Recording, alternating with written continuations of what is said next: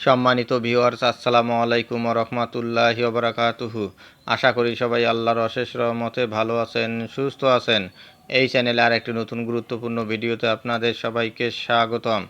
আজকে আলোচনা করব এনটিআরসি এর কর্মকর্তার বক্তব্য প্রত্যাখ্যান 13 থেকে 14তম নিবন্ধনধারীদের। বিস্তারিত থাকছে ভিডিওতে। এই ভিডিওটি দেখার আগে যারা এই চ্যানেলে একদম নতুন তারা অবশ্যই চ্যানেলটি সাবস্ক্রাইব করে পাশে থাকা বেল আইকনটি প্রেস করে দিন। আর যারা ইতিমধ্যে সাবস্ক্রাইব করেছেন তাদেরকে জানাই অসংখ্য ধন্যবাদ। এনটিআরসি এর কর্মকর্তার বক্তব্য প্রত্যাখ্যান 13 থেকে 14তম নিবন্ধনধারীদের।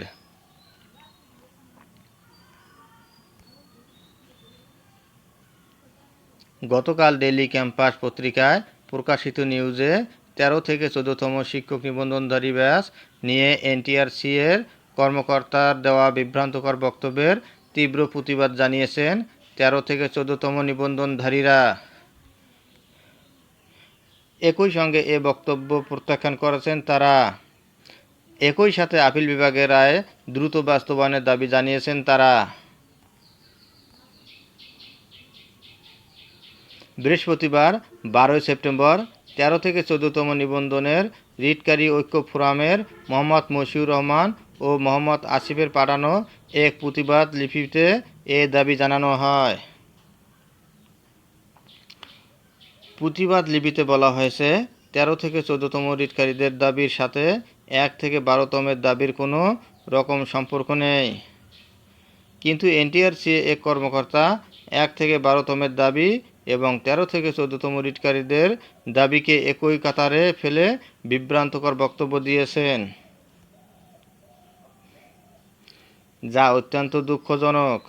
আমাদের 13 থেকে 14তম রিটকারী ঐক্য ফোরামের চলমান আন্দোলনের মূল এবং প্রধান দাবি ছিল একটাই, সেটা হচ্ছে 2023 সালের 2 এপ্রিল এবং একই বছরের 12 আগস্ট মহামান্য সুপ্রিম কোর্টের আপিল ডিভিশন কর্তৃক 13 থেকে 14তম রিটকারীদের সরাসরি শূন্য পদে নিয়োগের যে রায় দেওয়া হয়েছে তা দ্রুত বাস্তবায়ন করা।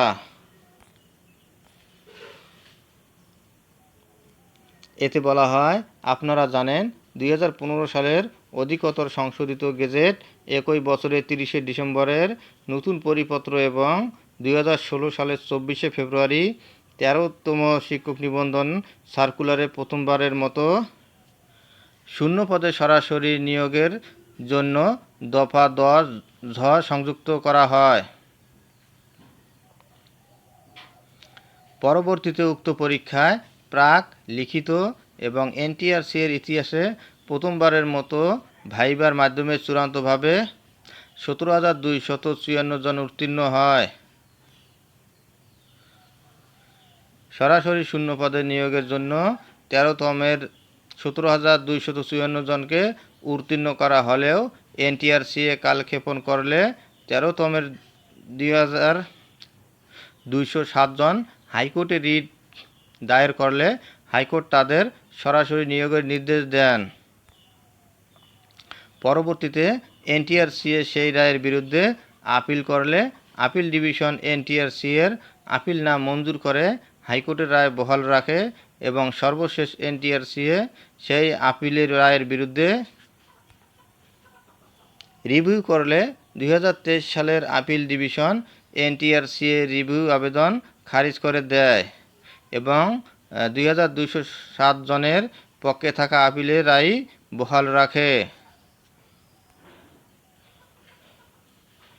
আপিলের রায় বাস্তবায়নের উদ্দেশ্যে তৃতীয় গণবিজ্ঞপ্তিতে 13তমের 2,207 জনকে সরাসরি নিয়োগের জন্য 2,207টি শূন্যপদ সংরক্ষণ করে প্রাথমিক নিয়োগ এবং 22 জানুয়ারি 2022-এ চূড়ান্ত নিয়োগ সুপারিশ করে এবং গত 2.5 বছর যাবৎ ওই 2,207 জন শিক্ষক হিসেবে এখন কর্মরত আছে।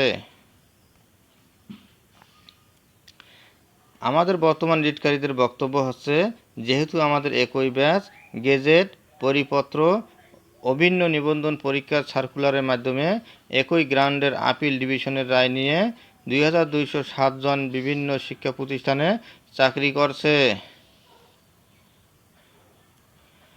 তাহলে একই গ্রান্ডের রায় পেয়েও আমাদের বর্তমান রিটকারীদের আপিল ডিভিশনের রায় বাস্তবায়নে এনটিআরসিএ কেন এত তালবাহানা করছে, যার ফলে এনটিআরসি আমাদের সাথে বৈষম্যমূলক আচরণ, সংবিধান 29(1) এর আলোকে চাকরি প্রাপ্তিতে সকলের সমান অধিকার এবং সর্বোপরি আপিল ডিভিশনের রায়কে অসম্মান জানাচ্ছে।